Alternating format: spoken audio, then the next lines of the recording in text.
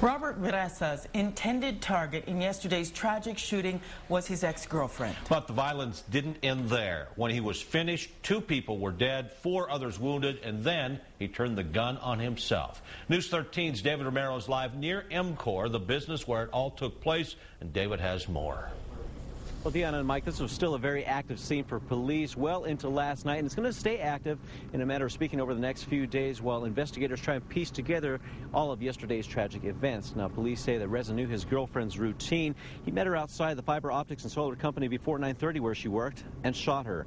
Resa himself was a former employee of Emcore. From there, he headed inside the secure building through a cafeteria door and opened fire on other workers. Police also believe that he fired enough shots, which meant he had to reload his weapon. We believe there's probably been at least 20, if not more than 20 shots fired as a part of this incident. Now, when the Emcore employees knew violence was erupting around them, their chief operating officer told police that several of the workers saved others by pulling them to safety. And, of course, it didn't take long before police arrived. That's when investigators suspect that Resa knew this and turned the gun on himself. Now, Emcore tells us that Resa was not fired from his job here at Emcore when he worked here, and we're told that we're going to expect to hear an update from police in a matter of hours this morning. Guys, back to you. Okay, David, thank you. Chief Schultz says Resa and his girlfriend had been fighting about custody of their twin boys. Police say they cannot find any record of domestic violence between the two. We did check Robert Resa's record. It shows a 2003 conviction for a wrong-way DWI in Albuquerque. As you can imagine, it was a hectic scene at University Hospital yesterday morning.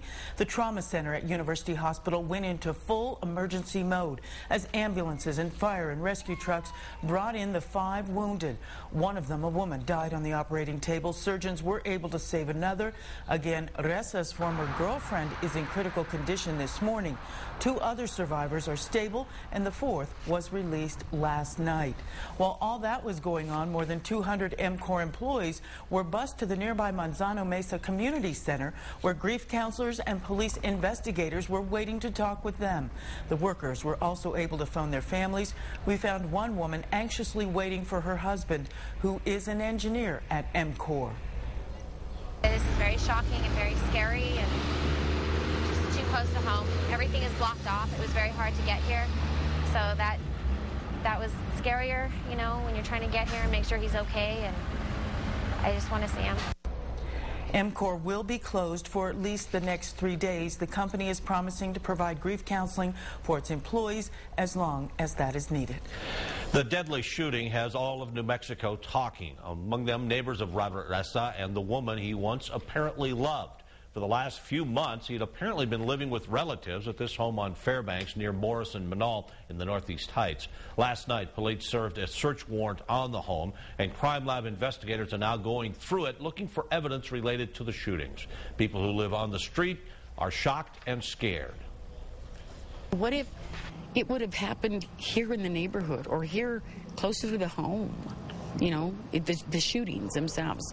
It's awful. It's really scary because we take walks around the neighborhood and stuff, and there's a lot of kids that play in this area.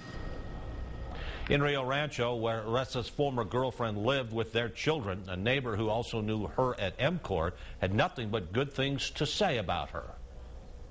I used to work for Emcore. As a coworker, she was just a caring individual.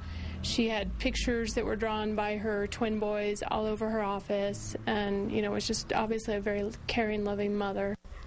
We do know who Resa's former girlfriend is, but police have requested that we not release her name yet while the investigation continues. Stay with News 13 for continuing coverage of the Emcore office rampage. We also have a special section up on KRQE.com.